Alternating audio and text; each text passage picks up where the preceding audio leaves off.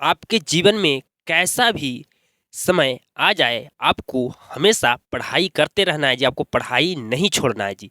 पढ़ाई ही मात्र एक रास्ता है जो मेरे सुनो आप पढ़ लिख कर ज़िंदगी में अपने अपने जीवन में कुछ बेहतर कर सकते हैं जी।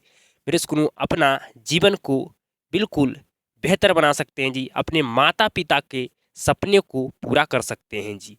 तो आज की क्लास में आप सभी का स्वागत है। क्लास को बनाने में बहुत ज़्यादा मेहनत लगता है, इसलिए आप लोग अपना क्लास को प्यार ज़रूर देना जी। आज के क्लास को शुरू करते हैं जी। आज के हम क्लास में मैथ का चैप्टर नंबर 1 जिसका नाम है जी वास्तविक संख्याएँ, उसके सभी सूत्र मेरे स्कूलों ऑल फार्मूला पर हम विस्तार से चर्चा करने वाले हैं जी। तो आप लोग इस क्लास में शुरू से अंत तक बने रहिएगा जी। आपको बिल्कुल बेहतर ढंग से मेरे स्कूलों हमारे बात को मेरे स्कूलों आपको क्या करना है जी, तो सुनना है और मेरे स्कूलों आपको समझना है बिल्कुल ध्यान से जी। तो समझिए मेरे स्कूलों, पहला आपका सूत्र होगा मेरे स्कूलों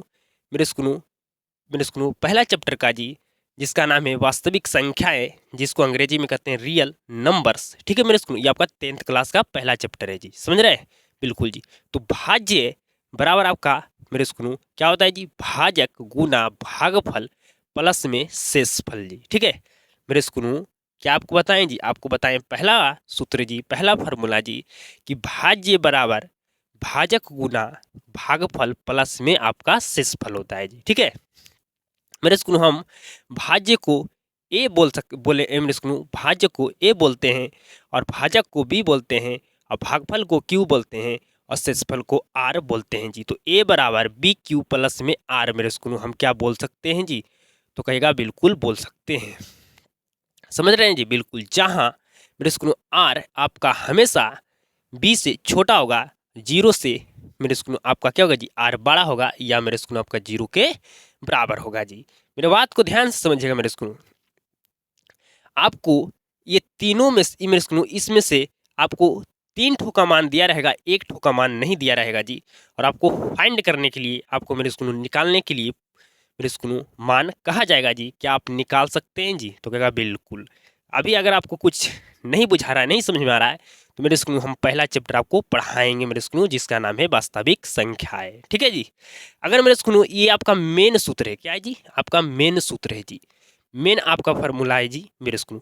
इस सूत्र से, इस फार्मूले से हम 3 ठो और मेरे स्कूल फार्मूला सूत्र बना सकते हैं मेरे स्कूल।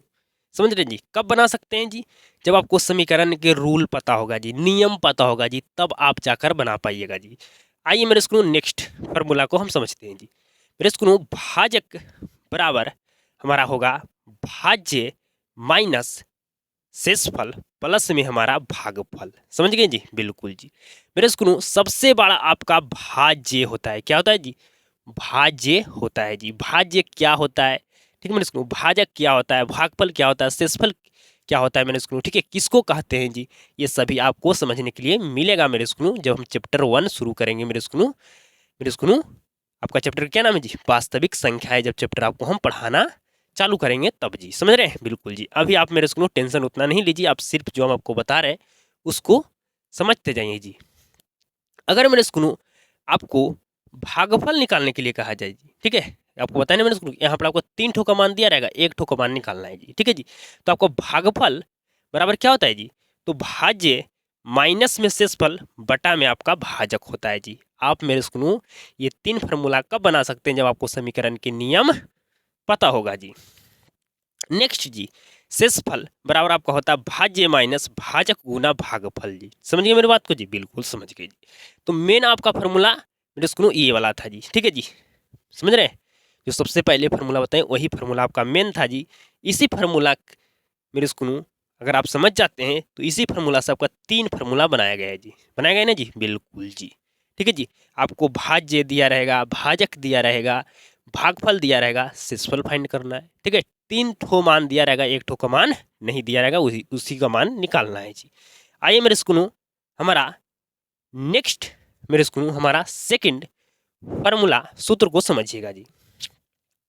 दो संख्याओं का गुणनफल मेरे स्कूल हमेशा बराबर होता है उनका मसा इंटू लसा का जी, मसा इंटू लसा का जी। मेरे स्कूल मान लीजिए आपका पहली संख्या ए और दूसरी संख्या आपका बी है जी, तो इसका जो गुणनफल होगा ना ये आपका बराबर होगा HCF गुना LCM के जी। ठीक है मेरे स्कूल आप ये भी बोल सकते हैं कि HCF इंटू LCM के जी, समझ रहे हैं? बिल्कुल जी। मेरे स्कूल यहाँ से भी हम 3 फार्मूला बना सकते हैं जी, 3 फार्मूला बना सकते हैं जी। आपको ये कैसे बना सकते हैं तो समझिए, आपको HCF मेरे स्कूल दिया रहेगा, LCM दिया रहेगा, आपको B दिया रहेगा, A का मान निकालना है मेरे स्कूल। ठीक है जी, समझ रहे हैं? तो पहला फार्मूला मेरे स्कूल आपका ये दूसरा फार्मूला बन जाएगा जी। ठीक है मेरे स्कूल आपको क्या होगा जी, इससे मेरे स्कूल हम अपना मेरे स्कूल क्या करेंगे जी, सॉरी जी मेरे स्कूल ये जो आपका मेन फार्मूला है इससे मेरे स्कूल हम पहला फार्मूला बना लेंगे जी। ठीक है जब आपको 3 ठो का मान दिया रहेगा और मेरे स्कूल आपको 1 ठो मतलब ए का मान नहीं दिया है जी। ठीक है जी, तो पहला फार्मूला बनेगा इस सूत्र से जी। दूसरा हमारा फार्मूला क्या बनेगा जी, मेरे स्कूल आपको बी का मान निकालना रहेगा जी, बी का मान नहीं दिया रहेगा, तीनों का मान दिया रहेगा जी, तो हमारा दूसरा फार्मूला बन जाएगा जी।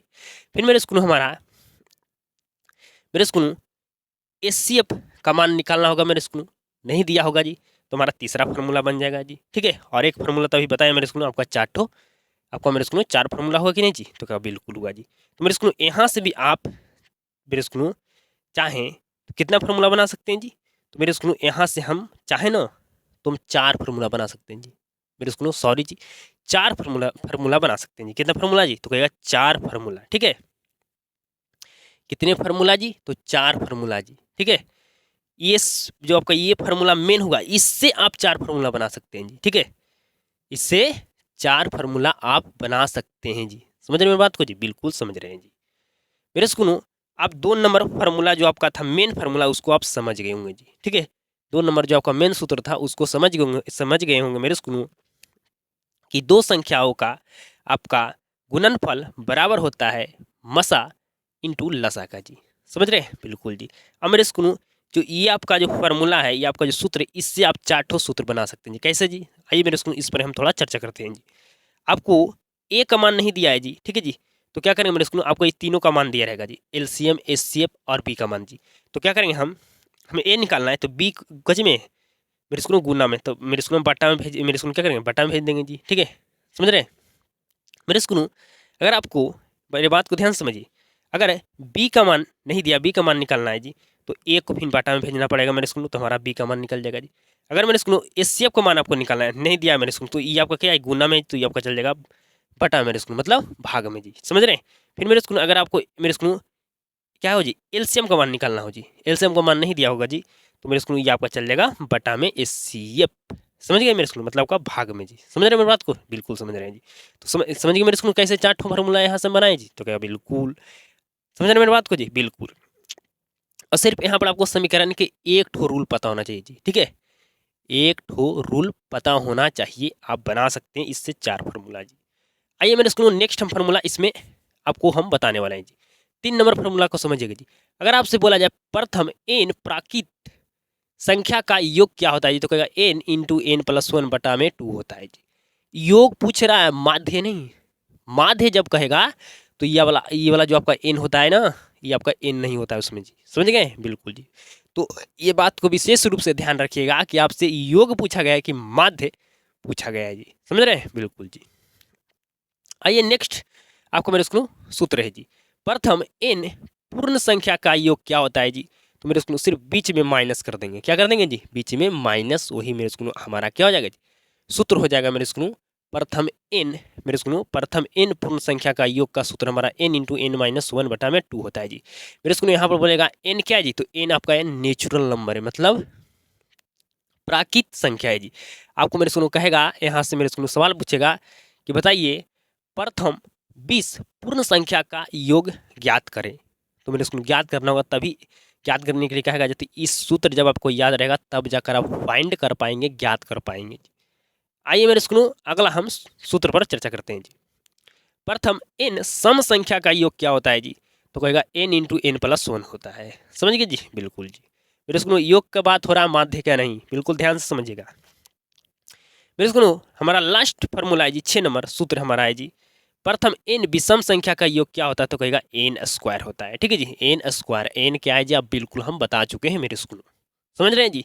तो मेरे स्कूल इतना आपका फॉर्मूला सूत्र मेरे स्कूल मैथ का चैप्टर नंबर 1 जिसका नाम है वास्तविक संख्याएं में मेरे स्कूल आपका है जी। ठीक है, बस इतना फॉर्मूला आप याद रख लेते हैं, कर लेते हैं मेरे स्कूल, रखते हैं जी, तो आपसे इस चैप्टर से ऑब्जेक्टिव सवाल हो, सब्जेक्टिव सवाल हो, सारा सवाल आपसे बनेगा जी।